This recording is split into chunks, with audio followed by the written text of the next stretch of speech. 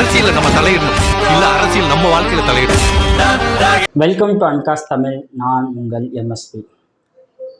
நம்ம பொதுவாக அரசியல், சினிமா இப்படி நிறைய விஷயங்கள் பார்த்துக்கிட்டே இருக்கோம் ஒவ்வொரு வீடியோலையும். ஸோ இப்போ புது செக்மெண்ட்டாக என்ன பண்ணலாம் அப்படின்னா, ஒரு மிகவும் முக்கியமான புத்தகங்களை அறிமுகப்படுத்தலாம் அப்படின்னு யோசிக்கிறேன். ஏன்னா ஒரு நல்ல புத்தகம் 100 நல்ல நண்பர்களுக்கு சமம் அப்படின்வாங்க. ஸோ அதனால் ஒவ்வொரு புத்தகங்கள் நம்ம தேடி தேடி படிக்கணும்.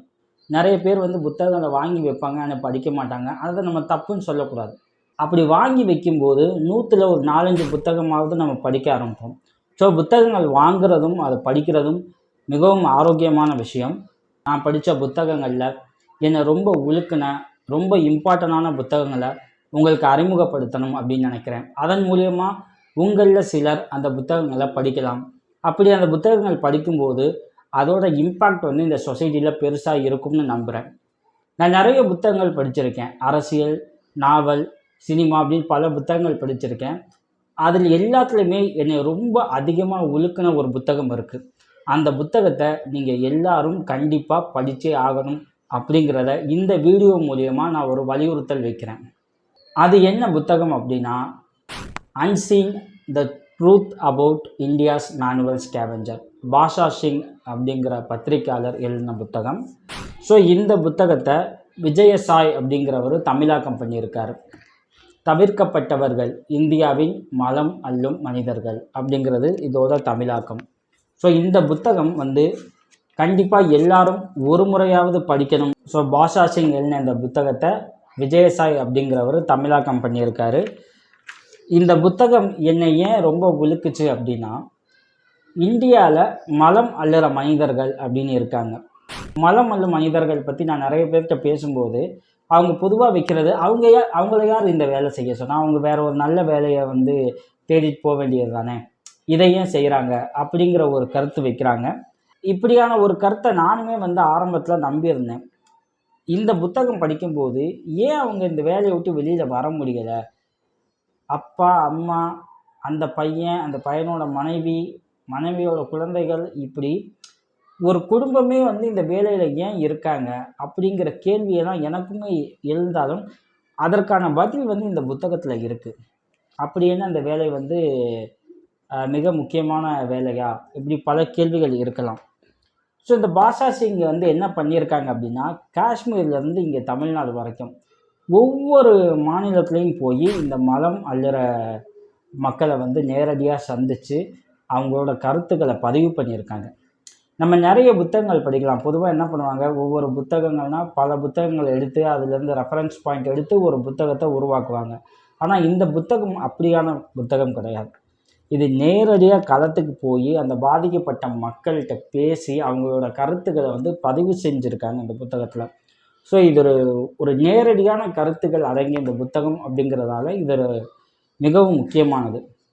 ஸோ ஒவ்வொரு மாநிலத்துலேயும் போய் அந்த மாநிலத்தில் அந்த மலம் அள்ளுற வேலை செய்கிற அந்த மக்கள்கிட்ட பேசியிருக்காங்க. பேசி அவங்க பிரச்சனைகளை கேட்டிருக்காங்க. ஏன் இந்த வேலையில் இருக்கீங்க, வேறு வேலைக்கு ஏன் போக முடியல, இப்படி பல விஷயங்களை அவங்க கேதர் பண்ணி இதில் பதிவு செஞ்சுருக்காங்க.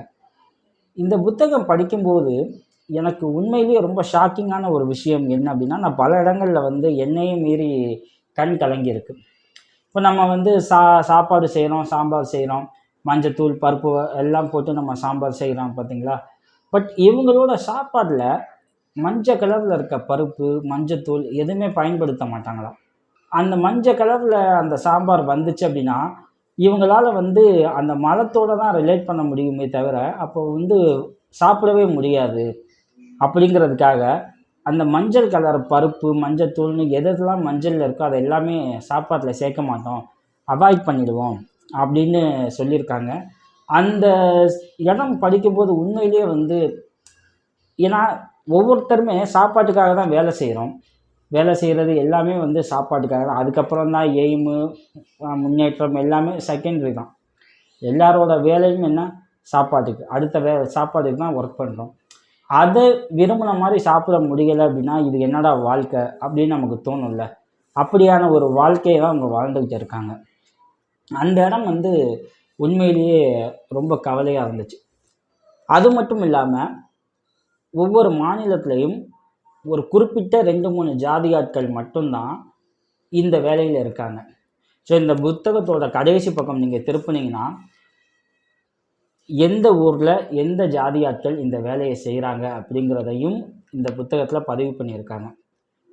இந்த ஜாதி ஆட்கள் மட்டும் எப்படி இந்த வேலைக்கு வந்தாங்க அப்படின்னு நம்ம பேசினோம்னா அது வேற ஒரு டாப்பிக்கோட டைவர்ட் ஆகும். அதனால் அதை நம்ம பேசலை. எனிகோ இப்படி இந்த பர்டிகுலர் ஜாதி ஆட்கள் இந்த வேலைக்குள்ளே வந்துட்டாங்க, இவங்களை எப்படி வெளியில் எடுக்கிறது இவங்களோட அப்படின்னு நம்ம சிந்திக்கணும்னா ஃபஸ்ட்டு இவங்களோட பிரச்சனைகள் என்ன அப்படின்னு நமக்கு தெரியணும். அந்த பிரச்சனைகள் என்னன்னு நம்ம தெரிஞ்சுக்கணும் அப்படின்னா இந்த புத்தகத்தை ஒரு முறையாவது எல்லாரும் படிக்கணும்.